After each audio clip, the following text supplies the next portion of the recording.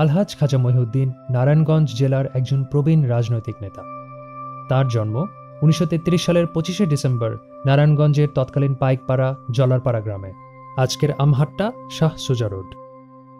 সম্পূর্ণ কবরদকশূন্য অবস্থান থেকে বিত্তশালের বৈভবে রূপান্তরকরণ এবং ঋজু স্থাপন, শত প্রতিকূলতা, বন্ধুর যন্ত্রণাদগ্ধ শ্রমের পথ পরিক্রমায় সম্পূর্ণ একক মেহনতে নিজেকে সব দিক দিয়ে কৃতিত্বপূর্ণ বেদিতে প্রতিষ্ঠায় উজ্জ্বল ও বিরল দৃষ্টান্ত সেলফ মেড ম্যান আলহাজ খাজা মহিউদ্দিন।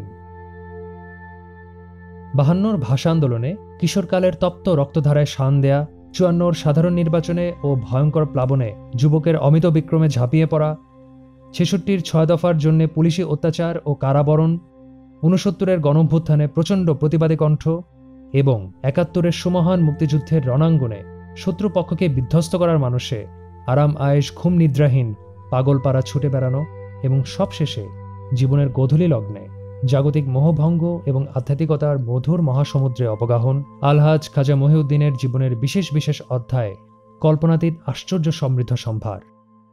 ১৯৪৩ সালে ইংরেজরা ঠিক করলো যে এদেশ যেভাবে হোক এদেশের মানুষকে শোষণ করতে হবে, শাসন করতে হবে।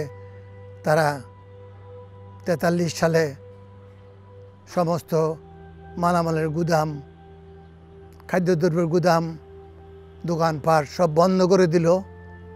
সেটা ছিল বাংলা ৫০ সাল, যেটা বাংলাতে বলা হয় ৫০-এর মনন্তর। ৫০-এর মনন্তর বলে খ্যাত। এটা হাজার হাজার মানুষ না খেয়ে মৃত্যুবরণ করেছে, কঙ্কালসার হয়েছে।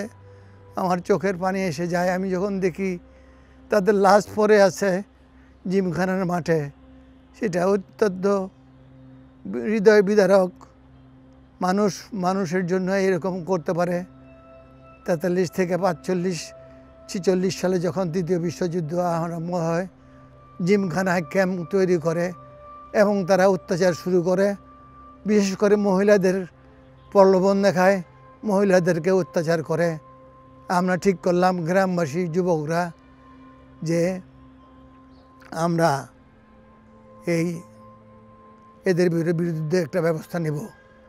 খালের ওপার ছিল জিমখানা, সেই জিমখানার মাঠে ছিল ক্যাম্প। সেই ক্যাম্পের উপর ছিল ছনের ছাউনি আর নিচে ছিল পাকা ওয়াল।